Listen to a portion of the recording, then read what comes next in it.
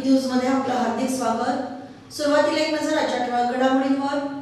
भारताच्या हल्ल्यात 300 दहशतवाद्यांचा खात्मा, पुलवामा हल्ल्याचा घेतला बदला, सोंडे नदीपात्रात भूसुरुंग लावून उत्खनन, महसूल विभागाच्या कारवाईकडे लक्ष, ग्रामपंचायत निवडणुकीमध्ये जिल्ह्यात शिवसेनेचं वर्चस्व, कायदा आणि सुव्यवस्था राखण्यासाठी कठोर कारवाईचं धोरण राबवणार पोलीस निरीक्षक सुवर्णा मटकी आणि मतदार नोंदणी विशेष मोहिमेत 2705 नवीन अर्ज।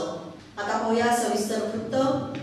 पुलवामा हल्ल्याचा बदला घेण्यासाठी भारतीय हवाई दलानं नियंत्रण रेषेजवळील दहशतवादी तळ उद्ध्वस्त केलेत। या हल्ल्यात जवळपास 300 दहशतवादी ठार केल्याची सूत्रांनी अधिकृत माहिती दिली आहे। 12 मिराज 2000 लढाऊ विमानांनी दहशतवाद्यांच्या तळावर हल्ला केला। या हल्ल्यात दहशतवादी तळ उद्ध्वस्त करण्यात आले। दरम्यान ही कारवाई युद्धाचा भाग नसून गुप्तचर संस्थांनी दहशतवाद्यांना लक्ष्य करण्यासाठी केलेली कारवाई आहे। बालाकोट आणि इतर भागातील आत्मघातकी बॉम्बद्वारे हल्ले करण्याचे प्रशिक्षण देणाऱ्या केंद्रांवर हवाई हल्ले करून ते उद्ध्वस्त केले। या कारवाईत जवळपास 300 दहशतवादी ठार झाले असे सूत्रांकडून सांगण्यात आले। तालुक्यातील देवघर सोंडे येथील कोरड्या नदीपात्रातील कातळ भूसुरुंगाने फोडून दगडाची तस्करी केली जात असल्याची गंभीर बाब उघड झाल्याने खळबळ उडाली आहे। आता महसूल विभाग याबाबत काय भूमिका घेतं याकडे साऱ्यांचं लक्ष लागून राहिले। नदीपात्रातील कातळ फोडण्यासाठी तब्बल 20 ते 25 ठिकाणी ड्रिल करून त्यात सुरुंग पेरले असल्याचे निदर्शनास आले।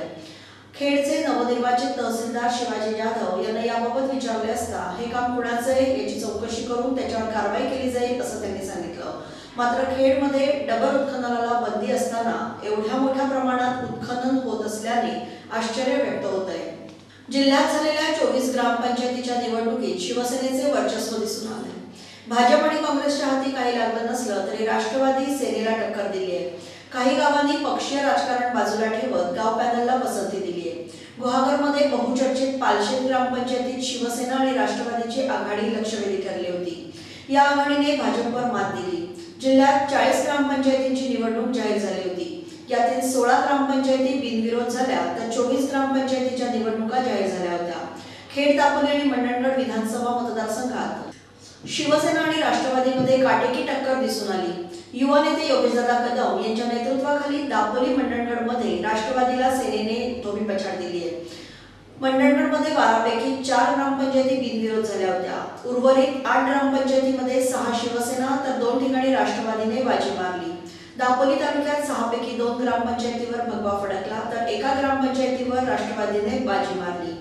एक ग्रामपंचायत गाव पॅनलच्या ताब्यात गेली। तालुक्यातील अवैध धंदे, महिलांवरील अत्याचार, चोऱ्या यावर अंकुश ठेवण्यासाठी कठोर कारवाईचं धोरण अवलंबून तालुक्यात कायदा आणि सुव्यवस्था राखण्यावर विशेष भर दिला जाईल। मात्र यासाठी खेडच्या जनतेचं सहकार्य अपेक्षित आहे असं प्रतिपादन खेडच्या नवनिर्वाचित पोलीस निरीक्षक सुवर्णा मटकी यांनी केलंय।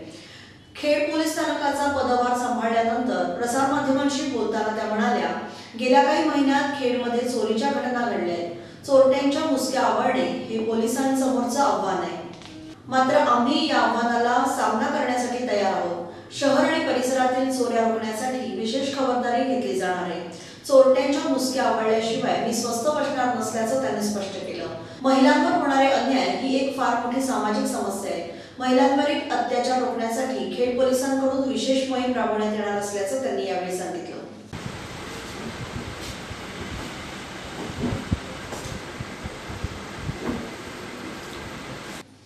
रत्नागिरीत 23 आणि 24 फेब्रुवारी या कालावधीत मतदार नोंदणी विशेष मोहीम राबवण्यात आली। या मोहिमेत 2705 नवीन अर्ज प्राप्त झाल्याची माहिती जिल्हाधिकारी सुनील चव्हाण यांनी दिली। लोकसभेच्या आगामी सार्वत्रिक निवडणूक 2019 साठी अद्याप मतदार म्हणून नोंदणी केली नाही अशांना मतदार नोंदणीसाठी पुन्हा संधी मिळावी म्हणून निवडणूक आयोगानं शनिवार आणि रविवार या सुट्ट्यांच्या दिवशी विशेष मतदार नोंदणी मोहीम आयोजित केली होती। जिल्ह्यातील 1699 मतदान केंद्रांवर ही मोहीम राबवण्यात आली। या मोहिमेदरम्यान प्रत्येक मतदान केंद्रावर मतदान केंद्रस्तरीय अधिकारी उपस्थित होते।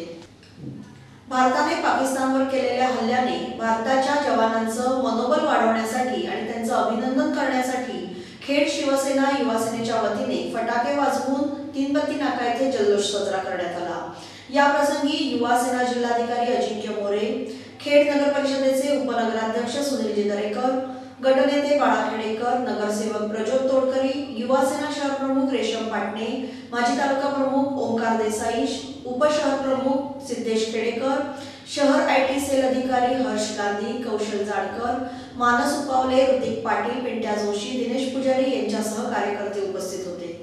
मुख्यमंत्री देवेंद्र फडणवीस यांचं बोलणं वागणं हे लबाडावरचं अवतार असल्याची टीका राष्ट्रवादी काँग्रेसचे अध्यक्ष शरद पवार यांनी केली आहे। दापोलीत महाराष्ट्र ST संघटनेच्या 55व्या राज्यव्यापी वार्षिक अधिवेशनात शरद पवार बोलत होते।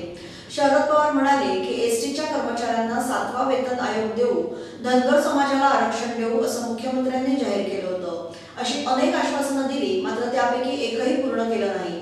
त्यामुळे मुख्यमंत्र्यांचं बोलणं वागणं हे लबाडाच्या घरचं अवतार असल्याची टीका शरद पवार यांनी यावेळी केली। मुख्यमंत्र्यांची खिल्ली उडवताना त्यांनी लबाडाच्या घरचं अवतार कसं असतं याचं उदाहरणही दिलं, त्यामुळे एकच हशा पिकला। STच्या कारभारात सुसूत्रता येण्यासाठी ST महामंडळात 65 नव्या अधिकाऱ्यांची भरती करण्यात येणार आहे। खेड्यापाड्यात पोहोचणारी ST ही सर्वसामान्यांची जीवनवाहिका आहे, परंतु ST महामंडळात अपुरा अधिकारी कर्मचारी वर्ग असल्याने त्याचा परिणाम प्रवाशांना दिल्या जाणाऱ्या सेवेवर होतोय।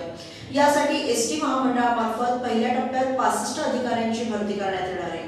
सेवानिवृत्त होणारे अधिकारी, वाढते प्रवासी आणि राज्यभरात वाढणारी आगारांची संख्या यामुळे प्रवाशांना दर्जेदार सुविधा पुरवताना ST महामंडळाला तारेवरची कसरत करावी लागते।